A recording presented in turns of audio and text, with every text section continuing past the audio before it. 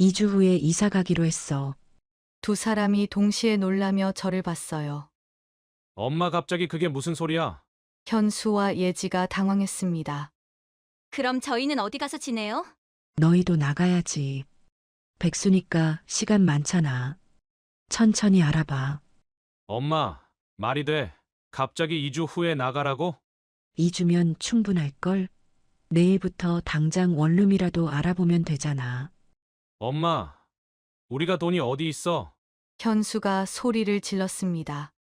저는 침착하게 대답했어요. 그건 너가 해결할 문제야. 2년 동안 공짜로 살았으니 이제 독립할 때도 됐어. 저는 자리에서 일어나서 뒤돌아 방으로 들어갔습니다. 더 이상 할 말이 없었거든요. 뒤에서 현수와 예지의 대화 소리가 들렸습니다.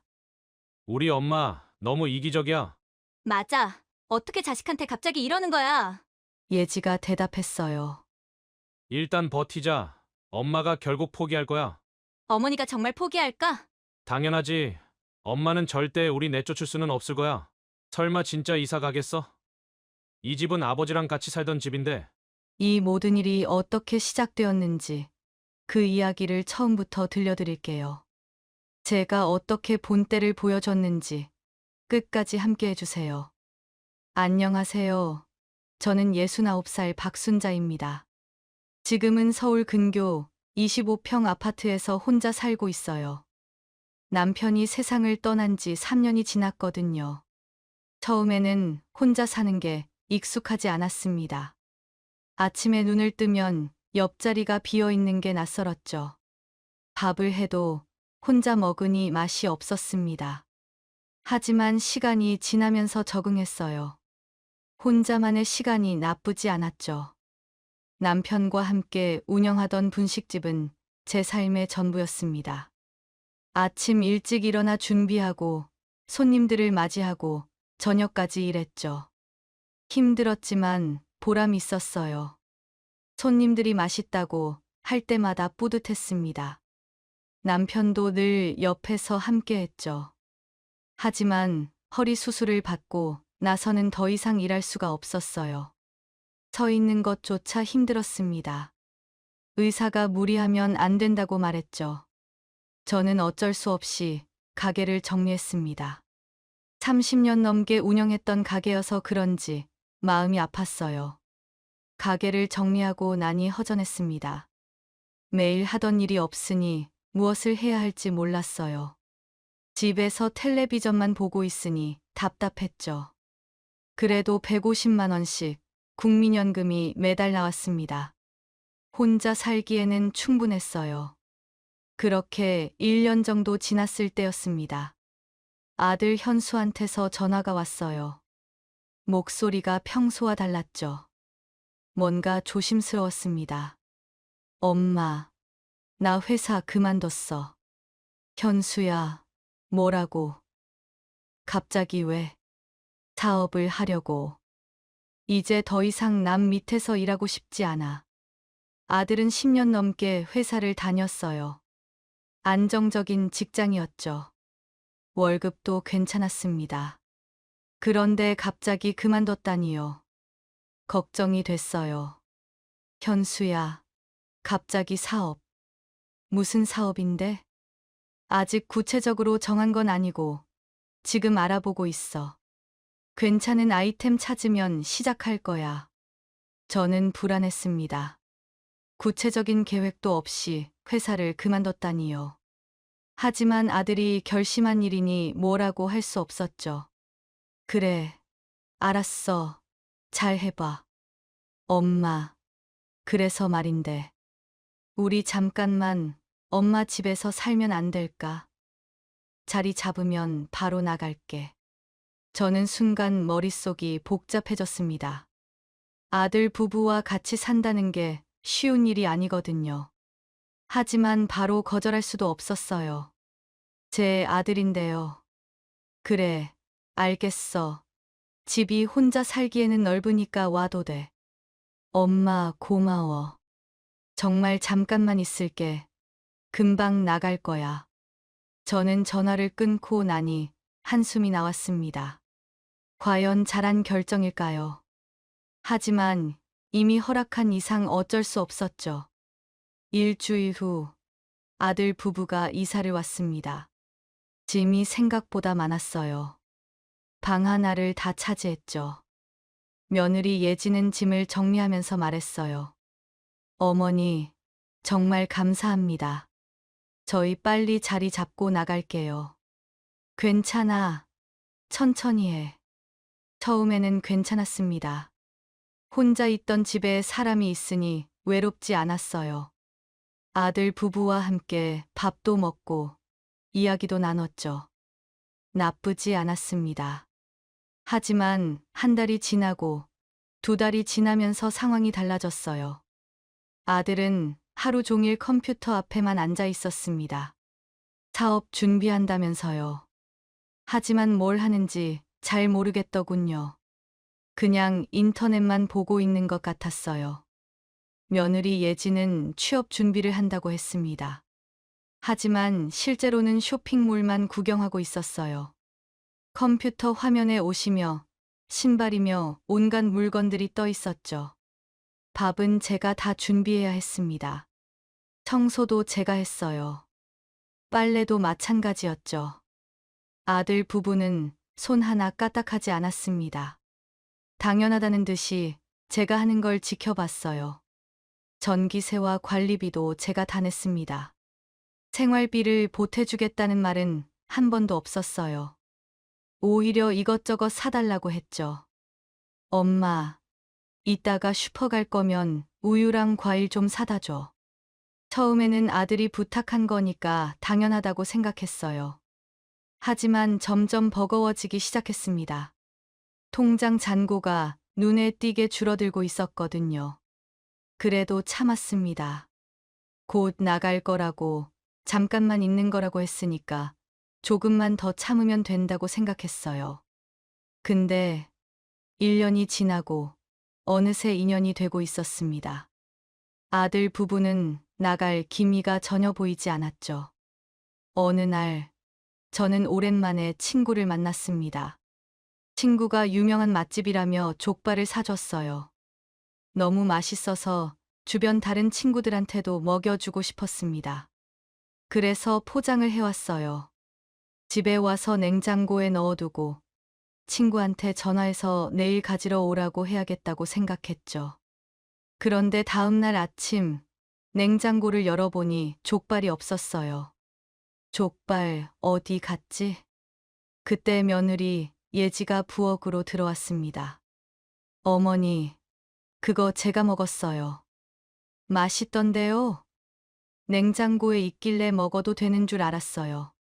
순간 화가 치밀었지만 참았습니다. 겨우 족발 하나로 화내는 것도 치사해 보였으니까요. 그래서 그냥 웃으며 말했죠. 아, 그래? 알겠어. 예지는 아무렇지 않게 뒤돌아 다시 방으로 들어갔습니다. 저는 냉장고 문을 닫고 한숨을 쉬었어요. 가슴이 답답했습니다. 친구한테 가져다 줄 거였는데. 그 생각으로 포장까지 해왔는데. 며느리가 아무렇지 않게 먹어버렸어요. 게다가 저한테 물어보지도 않고요. 그날 밤 잠이 오지 않았습니다. 누워서 천장만 바라봤어요. 이대로 계속 살 수는 없다는 생각이 들었죠. 하지만 어떻게 해야 할지 몰랐습니다. 다음 날 아침 관리비 고지서가 날아왔어요. 우편함을 열어보니 두툼한 봉투가 들어 있었습니다. 전기세와 수도세도 함께 왔죠. 저는 거실 테이블에 앉아서 고지서들을 펼쳤습니다. 전기세가 평소보다 2배나 나왔어요. 에어컨을 하루 종일 틀어놨나 봅니다. 수도세도 올랐죠. 관리비는 말할 것도 없었고요. 새 식구가 쓰니까 당연히 많이 나올 수밖에 없었습니다. 이 돈을 제가 다 내야 한다는 생각에 한숨이 나왔어요. 아들 부부는 한 푼도 보태지 않았습니다.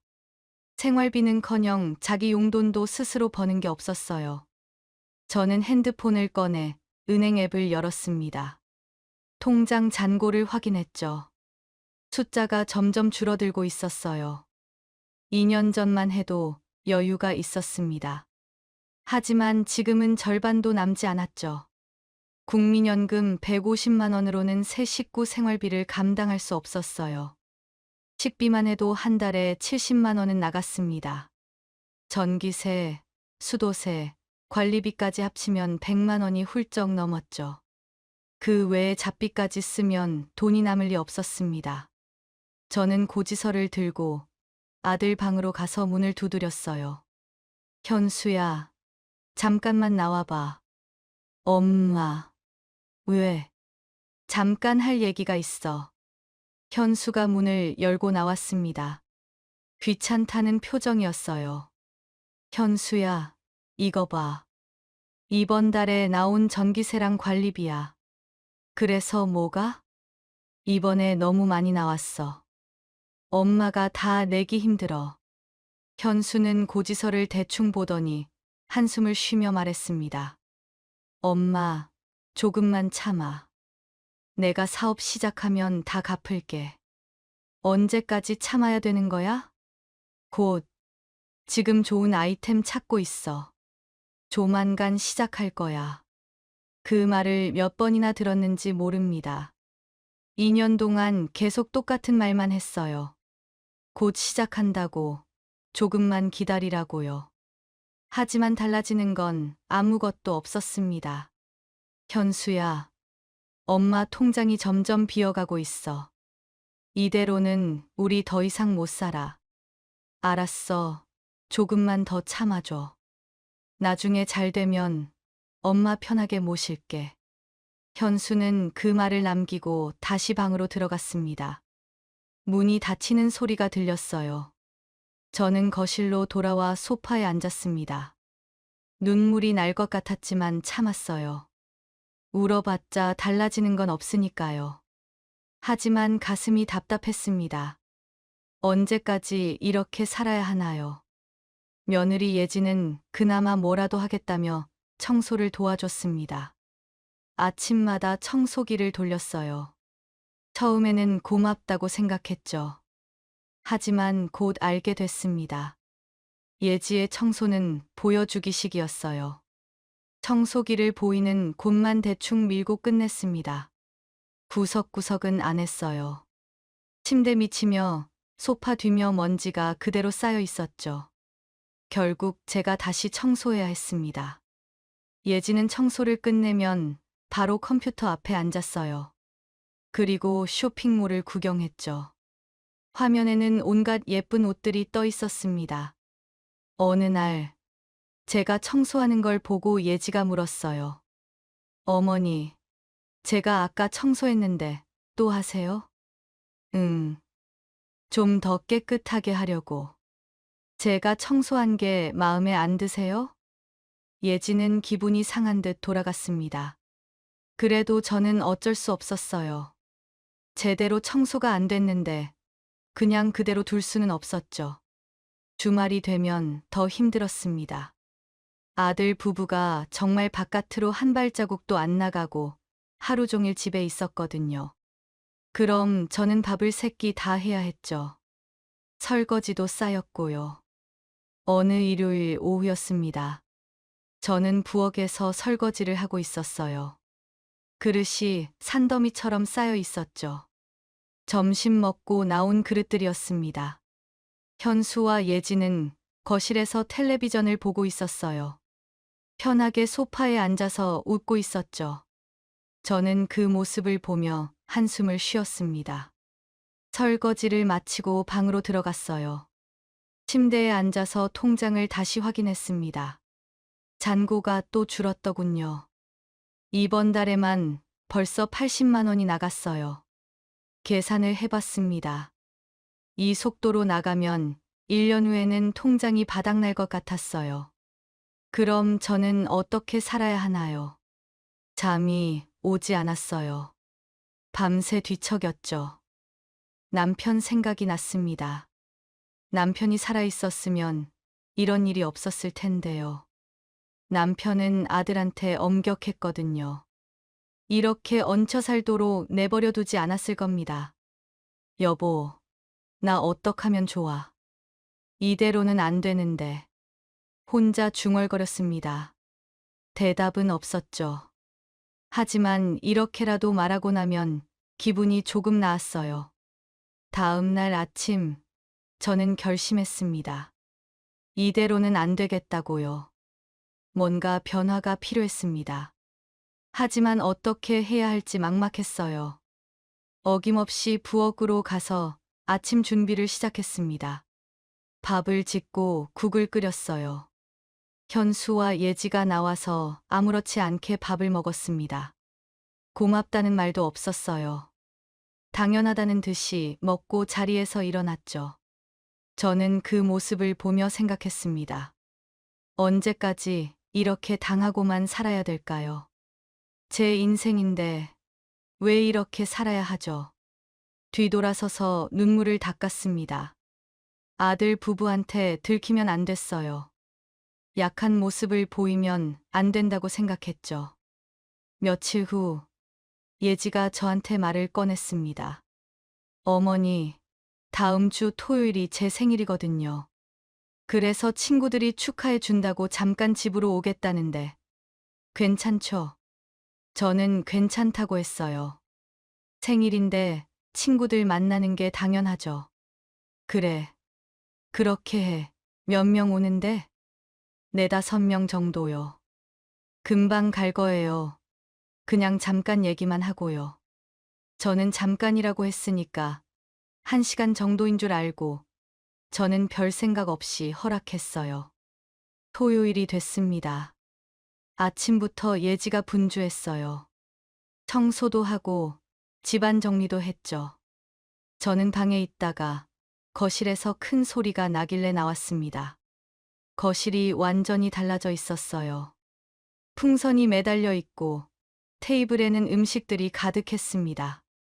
케이크도 큰 걸로 준비했더군요. 예지야, 이게 다 뭐야? 아, 어머니, 친구들 오니까 좀 꾸몄어요. 생각보다 많이 준비했네. 네, 제 생일 파티잖아요. 그때 예지가 거실 선반으로 갔습니다. 선반 위에는 남편 사진이 놓여 있었어요. 결혼 사진이며 남편 혼자 찍은 사진들이 액자에 담겨 있었죠. 예지가 액자들을 들었습니다. 어머니, 이거 자리 차지하니까 잠깐 치울게요. 예지는 제 대답도 듣지 않고 액자들을 바닥 구석으로 옮겼어요. 그냥 던져놓다시피 했죠. 액자가 바닥에 부딪히는 소리가 났습니다. 가슴이 철렁했습니다. 남편 사진인데 어떻게 그렇게 함부로 다룰 수가 있죠. 화가 치밀었어요. 지금 당장 뭐라고 하고 싶었습니다. 하지만 참았어요. 곧 친구들이 올 텐데 분위기를 망칠 수는 없었죠. 오늘이 며느리 생일인데 괜히 싸워서 기분 상하게 하면 안 된다고 생각했습니다. 예지야, 그 사진들 소중한 거야. 조심히 다뤄줘. 네, 어머니, 알겠어요. 파티 끝나면 다시 올려놓을게요. 예지는 대수롭지 않게 대답했습니다. 저는 바닥에 놓인 액자들을 바라봤어요. 남편이 웃고 있는 사진이 보였죠. 남편한테 미안했습니다. 제가 지켜주지 못해서요. 눈물이 날 것 같았지만 꾹 참았죠. 오후 2시쯤 예지 친구들이 도착했습니다. 4명이었어요. 모두 젊고 화려하게 차려입은 여자들이었죠. 친구들이 반갑게 인사했습니다. 저도 웃으며 인사했어요. 얘들아, 어서 와. 편하게 있다가. 네, 감사합니다. 친구들은 거실에 앉아서 수다를 떨기 시작했습니다. 웃음소리가 집안에 가득했어요. 저는 바로 방으로 들어갔습니다. 제 눈치 보지 말고 편하게 쉬라고요. 거실에서 웃음소리가 계속 들렸습니다. 음악 소리도 들렸어요. 점점 시끄러워졌죠. 시계를 보니 3시였습니다. 1시간쯤 지났어요.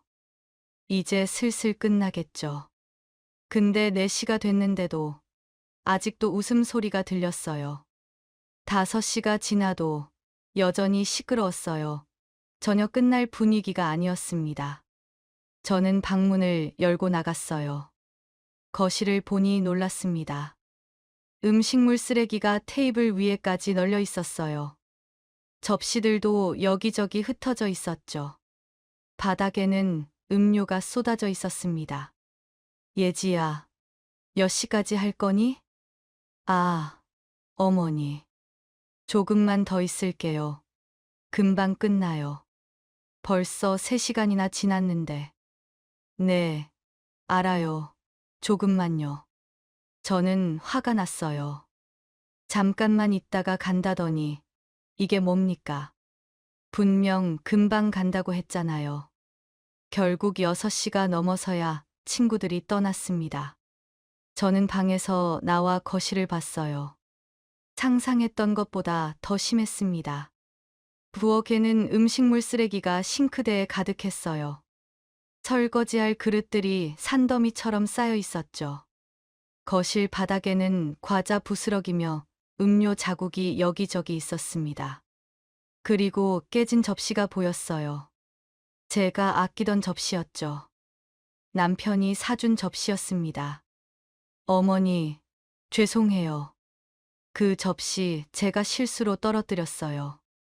예지야, 이거 소중한 건데 조심 좀 하지. 아, 그래요?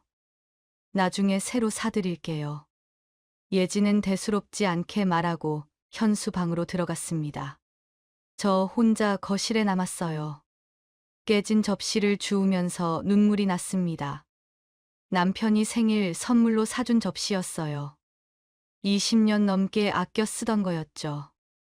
싱크대의 그릇들은 예지가 설거지를 해놓긴 했는데 기름때가 그대로 잔뜩 묻어 있었습니다. 그릇을 만지면 미끌거릴 정도였죠. 그래서 저는 설거지를 다시 했어요. 설거지를 하면서 아무리 씻어도 기름기가 남았습니다. 거의 1시간이나 걸렸어요. 설거지를 끝내고 나니 허리가 아팠습니다.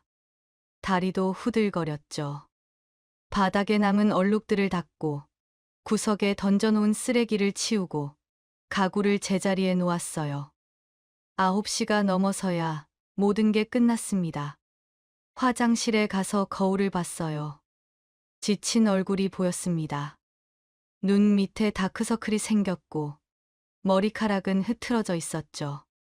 내 집인데 왜 내가 눈치를 봐야 하지? 거울 속 제 모습을 보며 혼잣말을 했습니다. 대답은 없었죠.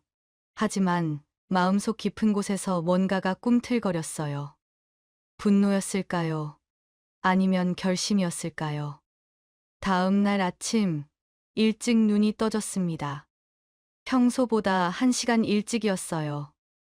잠을 설쳤거든요. 어젯밤 일이 계속 생각났습니다. 거실로 나왔어요. 조용했습니다. 아직 아무도 안 일어났죠. 저는 소파에 앉아서 거실을 바라봤습니다. 어제 파티가 있었던 곳이에요. 예지 친구들이 웃고 떠들던 곳이죠. 그리고 제가 밤늦게까지 청소했던 곳이기도 합니다. 선반을 봤어요. 남편 사진이 다시 제자리에 놓여 있었습니다. 제가 어젯밤에 다시 올려뒀거든요. 액자를 만지며 남편한테 속삭였죠. 여보, 미안해. 내가 제대로 못 지켜줬어. 남편이 대답하는 것 같았습니다. 괜찮다고, 당신 잘못이 아니라고요. 창밖을 보니 해가 떠오르고 있었습니다. 따뜻한 아침 햇살이 거실로 들어왔어요. 지난 2년이 주마등처럼 스쳐 지나갔습니다. 아들 부부가 들어온 날, 처음에는 괜찮았어요. 잠깐만 있다가 나간다고 했으니까요. 하지만 한 달이 지나고 1년이 지났죠. 그리고 2년이 됐습니다. 상황은 전혀 나아지지 않았어요. 오히려 더 악화됐죠. 밥하고 청소하고 빨래하는 건 당연히 제 몫이었습니다. 전기세며 관리비며 모든 비용도 제가 냈어요. 아들 부부는 한 푼도 보태지 않았죠. 통장은 점점 비어갔습니다. 국민연금만으로는 버틸 수 없었어요. 저축했던 돈을 꺼내 쓰고 있었죠. 이대로 가면 1년 후에는 바닥날 겁니다. 며느리 예지는 저를 가정부쯤으로 생각하는 것 같았어요. 당연하다는 듯이 이것저것 시켰죠. 고맙다는 말도 없었습니다. 아들 현수는 어떤가요? 제 아들이지만 실망스러웠어요. 가장이라면 가족을 책임져야 하는 거 아닌가요? 하지만 현수는 컴퓨터 앞에만 앉아 있었습니다. 어제 파티 일이 결정타였습니다. 남편 사진을 함부로 다루고 제 허락도 없이 집을 파티장으로 만들고 뒷정리는 저한테 다 떠넘기고요. 제 인생을 다 빼앗긴 느낌이었어요. 69년을 살면서 이렇게 무기력하고 화가 난 적이 없었습니다. 숨을 깊게 들이쉬었습니다. 그리고 천천히 내쉬었어요. 마음을 정리하고 주먹을 쥐었습니다. 이제 더 이상 호구로 살지 않겠어. 결심이 섰습니다. 마음속 깊은 곳에서 뭔가가 단단히 자리 잡았어요. 더 이상 참지 않겠다는 결심이었습니다. 어떻게든 아들 부부를 내보내야 했습니다. 제 집에서 제 방식대로 살고 싶었어요. 남은 인생을 이렇게 허비할 수는 없었죠. 하지만 어떻게 해야 할까요? 그냥 나가라고 하면 들을까요? 아마 안 들을 겁니다. 핑계를 대며 버틸 거예요. 그럼 확실하고 강하게 나가야 합니다. 아들 부부가 더 이상 못 버티게 만들어야 했어요. 먼저 더 이상 공짜로 얹혀 살게 내버려 두면 안 됐습니다. 생활비를 받아야 했죠. 그리고는 불편하게 만드는 겁니다. 편하게 지내면 계속 있으려고 할 테니까요. 불편해야 나가고 싶어 하겠죠. 저는 계획을 세우기 시작했습니다. 머릿속으로 하나하나 정리했어요. 어떻게 말할지, 어떻게 행동할지 생각했습니다. 오늘부터 달라질 거예요. 더 이상 호구처럼 당하고만 있지 않을 겁니다. 시간이 흐르고 저녁 식사 시간이 됐어요. 두 사람이 나와서 밥상에 앉았습니다. 평소처럼 아무렇지 않게요. 저는 맞은편에 앉았죠. 숟가락 소리만 들리고 말소리는 없이 조용했습니다. 저는 타이밍을 재고 있었어요. 현수야, 예지야, 오늘 너네한테 할 말이 있어. 현수가 고개를 들어 저를 봤습니다. 뭔데, 엄마? 이거 봐. 저는 준비해둔 고지서들을 테이블 위에 올려놨어요. 전기세, 수도세, 관리비 고지서였죠. 어머니, 이게 뭐예요? 예지가 물었습니다. 이번 달 고지서야. 전기세만 해도 20만 원이 넘게 나왔어. 그래서요? 이제부터는 여기 살 거면 각자 쓴 만큼 돈 내. 순간 공기가 얼어붙었습니다. 현수와 예지가 서로를 쳐다봤어요. 엄마, 그게 무슨 말이야? 말 그대로야. 너네가 쓴 전기세, 수도세, 생활비는 너네가 내야 한다는 거야. 현수 표정이 굳었습니다. 엄마가 우리한테 돈을 받겠다고? 그래. 너네가 쓴 거는 너네가 내야지. 내가 언제까지 다 내줘야 해. 예지가 끼어들었습니다. 어머님, 너무하신 거 아니에요. 가족끼리 이러는 게 어디 있어요? 가족이니까 지금까지 봐준 거야. 제 목소리는 단단했습니다. 떨리지 않았어요. 오히려 확신에 차 있었죠. 엄마, 우리 지금 돈이 없잖아. 그래서 여기서 같이 사는 건데 이걸 어떻게 내라는 거야? 그건 너희가 해결할 문제야. 사업한다면서 2년이나 지났는데 아직도 시작도 안 했잖아. 취업한다던 예지도 마찬가지고. 현수가 화를 냈습니다. 엄마, 그게 쉬운 일이야. 사업은 준비가 필요하다고. 2년이면 충분하지 않아. 도대체 언제까지 기다려야 하는데? 예지가 더 화를 냈습니다. 어머님, 저희가 얼마나 눈치 보면서 살았는데요. 저희도 어머님 집에서 사는 거 불편한데 참고 있는 거예요. 불편해. 너희가 뭘 불편하게 살았어. 밥 해주고, 청소해주고, 빨래해주는데? 그건 어머님이 알아서 하신 거잖아요. 저희가 해달라고 한 적 없어요. 순간 화가 치밀었습니다. 하지만 참았어요. 흥분하면 안 됐거든요. 알았어. 그럼 이제부터 나도 아무것도 안 할게. 그리고 생활비는 꼭 내. 엄마, 우리 진짜 돈이 없다니까. 그럼 나가. 돈 낼 수 없으면 다른 데 가서 살아. 현수와 예지가 할 말을 잃었습니다. 두 사람은 서로를 쳐다봤어요. 엄마, 진심이야? 그래, 진심이야. 저는 일어났습니다. 밥그릇을 들고 부엌으로 갔어요. 뒤에서 현수와 예지가 속닥이는 소리가 들렸죠. 설거지를 하면서 손이 떨렸습니다. 긴장해서가 아니라 떨렸어요. 드디어 시작했구나 싶었죠. 그날 밤부터 집 안 분위기가 달라졌습니다. 현수와 예지는 방문을 닫고 나오지 않았어요. 저도 신경 쓰지 않았죠. 다음 날 아침, 저는 일부러 아침을 차리지 않았습니다. 부엌에서 제 밥만 간단히 먹었어요. 현수가 부엌으로 나왔습니다. 엄마, 아침은 너 거는 너가 알아서 해 먹어. 내가 언제까지 차려줘야 돼? 엄마, 뭐라고? 어제 말했잖아. 이제부터 각자 알아서 하라고. 현수가 황당한 표정을 지었습니다. 엄마, 진짜 1억이야? 응, 진짜야. 현수는 선반을 열고 라면을 꺼내서 끓였죠. 저는 거실로 가서 텔레비전을 봤습니다. 며칠이 지났습니다. 현수와 예지는 제 말을 무시했어요. 생활비를 내지도 않았고 나갈 생각도 전혀 없어 보였죠. 어느 날 밤, 현수 방에서 소리가 들렸습니다. 두 사람이 큰 소리로 얘기하는 소리였어요. 저는 방문 밖에서 귀를 기울였습니다. 우리 엄마 너무 이기적이야.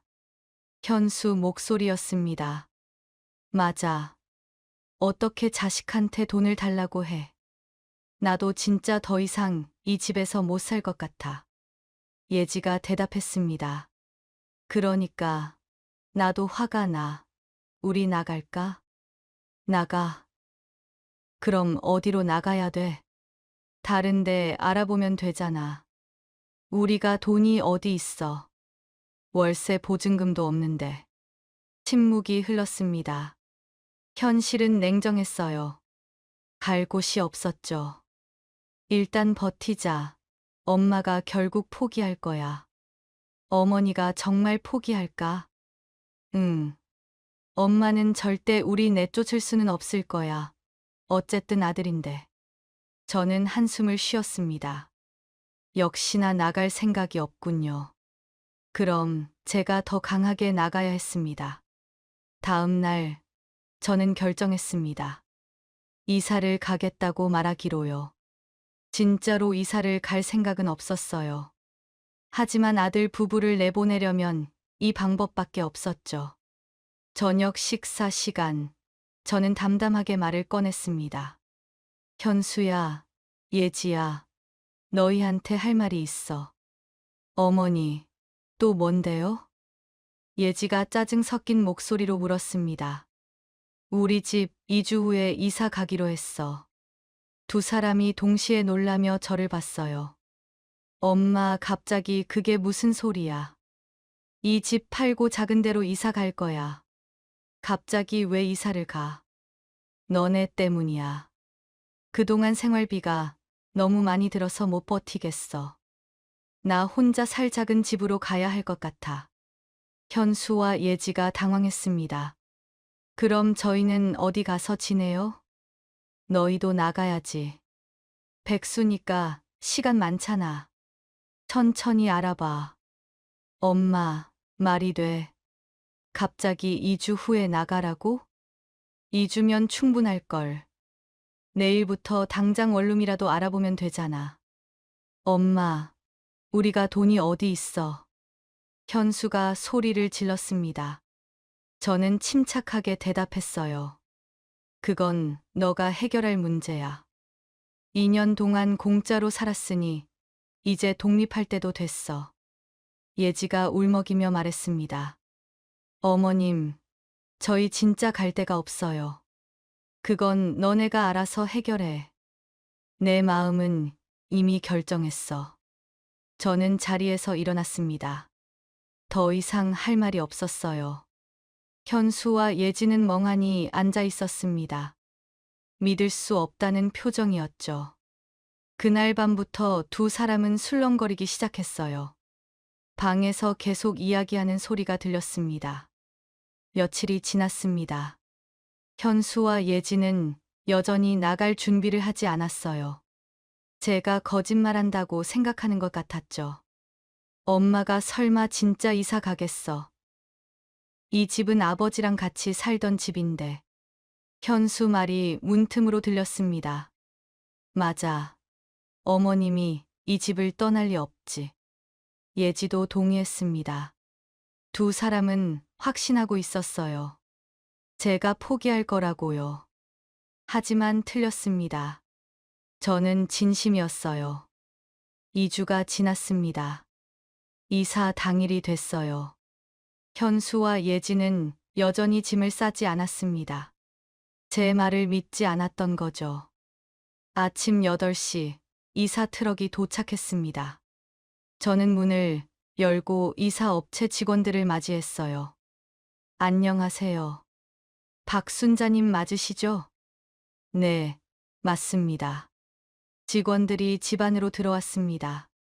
현수와 예지는 놀란 표정으로 방에서 뛰어나왔어요. 엄마, 이게 뭐야? 보면 몰라. 오늘 이사한다고 했잖아. 엄마, 진짜 이사하는 거야? 당연하지. 내가 거짓말을 왜 하겠어. 직원들이 짐을 싸기 시작했습니다. 거실 가구를 옮기고 부엌 물건들을 박스에 담았어요. 현수와 예지는 어쩔 줄 몰라 했습니다. 방 앞에 서서 서로 쳐다보기만 했죠. 여보, 어떻게 해? 진짜 나가야 하는 거야? 나도 모르겠어.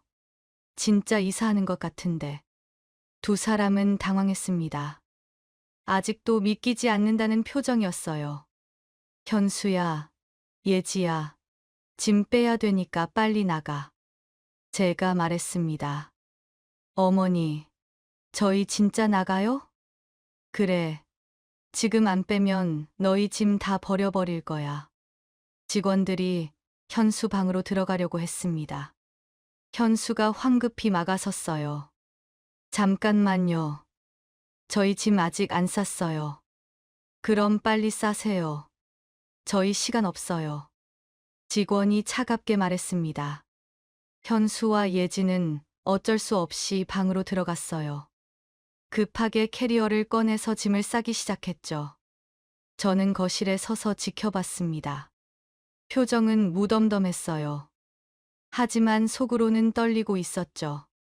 30분 후 현수와 예지가 캐리어를 끌고 나왔습니다. 얼굴이 창백했어요. 엄마, 우리 정말 나가야 해? 그래. 어디로 가라는 거야? 예지가 눈물을 글썽이며 말했습니다. 어머님, 저희를 이렇게 내쫓고 마음 편하실 것 같아요? 저는 차분히 대답했습니다. 응. 이제 편해질 것 같아. 내 집에서, 내 방식으로.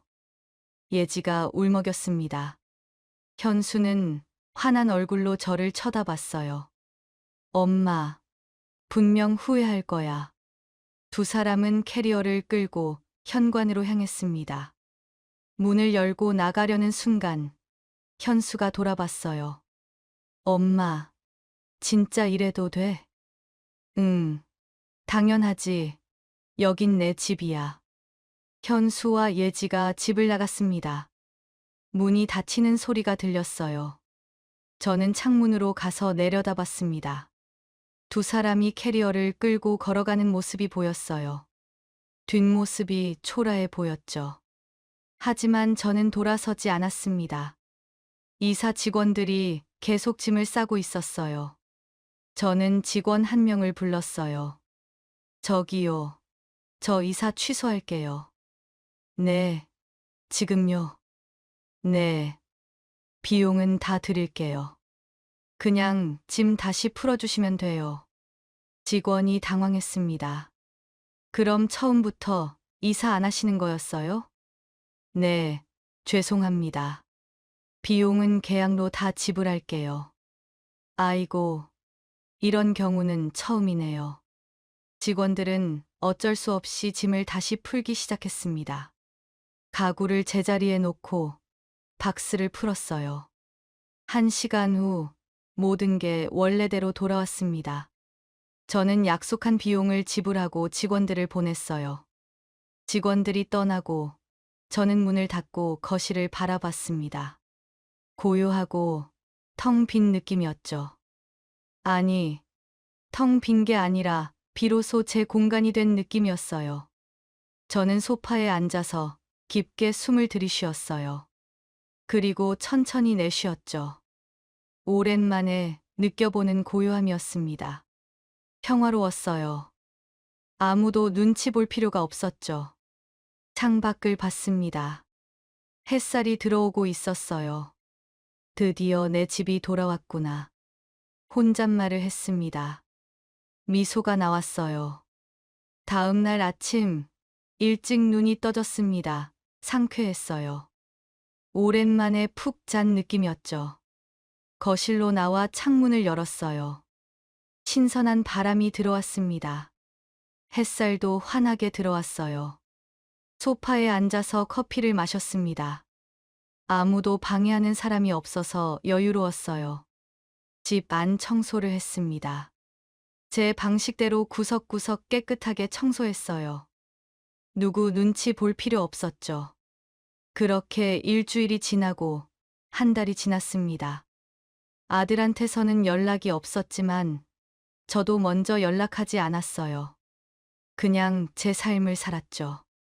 통장 잔고는 더 이상 줄지 않았습니다. 오히려 조금씩 늘어났어요. 혼자 살기에는 국민연금으로 충분했거든요. 매일 아침 창문을 열고 바람을 쐬었습니다. 커피를 마시며 하루를 시작했어요. 평화로웠죠. 친구들도 만났습니다. 오랜만에요. 아들 부부 눈치 보느라 못 만났었거든요. 한 달이 지난 어느 날 전화가 왔습니다. 현수였어요. 저는 잠시 망설이다가 받았죠. 엄마, 저 현수예요. 응, 잘 지내니? 엄마, 이사는 어디로 가셨어요? 저희 지금 5평짜리 원룸에서 월세로 살고 있는데 좁고 불편해요. 저희 다시 같이 살면 안 돼요? 저는 단호하게 대답했습니다. 현수야, 안 돼. 엄마, 제발요. 저희 진짜 힘들어요. 그건 너가 알아서 해결할 문제야. 여긴 내 집이야. 너희도 이제 각자 살아야지. 엄마, 제발 한 번만 생각해 주세요. 저희 같이 살면서 좋잖아요. 저는 미소를 지으며 천천히 말했습니다. 아니, 이제 나는 나만의 삶을 살 거야. 너희와 다시 같이 살 생각은 전혀 없어. 너희도 이제 독립해서 살아. 엄마, 제발요. 현수야, 엄마도 엄마 인생이 있어. 남은 인생은 나를 위해 살고 싶어. 이해해줘. 현수가 한숨을 쉬었습니다. 그리고는 전화가 끊겼어요. 저는 핸드폰을 내려놓고 창밖을 바라봤습니다. 따뜻한 햇살이 부드럽게 거실을 채우고 있었죠. 커피를 한 모금 마셨습니다. 향이 좋았어요. 책을 집어들고 읽던 부분을 펼쳤죠. 고요하고 평화로웠어요. 혼자였지만 전혀 외롭지 않았습니다. 이제 누구에게도 휘둘리지 않는 삶이었어요. 제가 선택한 삶이었죠. 제 집에서 제 방식으로 제 시간을 보내고 있었습니다. 자유로웠어요. 창밖을 다시 봤습니다. 새들이 자유롭게 날아가고 있었어요. 저도 그런 느낌이었습니다. 자유롭고 가벼웠어요. 입가에 미소가 번졌습니다. 진심에서 우러나온 미소였죠. 남은 인생은 저를 위해 살 겁니다. 당당하고 후회 없이요. 남편이 살아있었다면 뭐라고 했을까요? 아마 잘했다고 했을 거예요. 당신답다고 용감하다고 말해줬을 겁니다. 여보, 내가 잘한 거 맞지? 혼잣말을 했습니다. 대답은 없어서 알 수 없었지만 남편이 웃으며 고개를 끄덕이는 모습이 보이는 것 같았죠. 이제 진짜로 제 집, 제 삶이었습니다. 승리감이 가득했어요. 제 인생을 되찾은 승리감이었죠. 더 이상 호구로 살지 않겠다고 다짐했던 그날이 떠올랐습니다. 저는 제대로 지켰어요. 자랑스러웠습니다. 69년을 살면서 이렇게 당당했던 적이 없었거든요.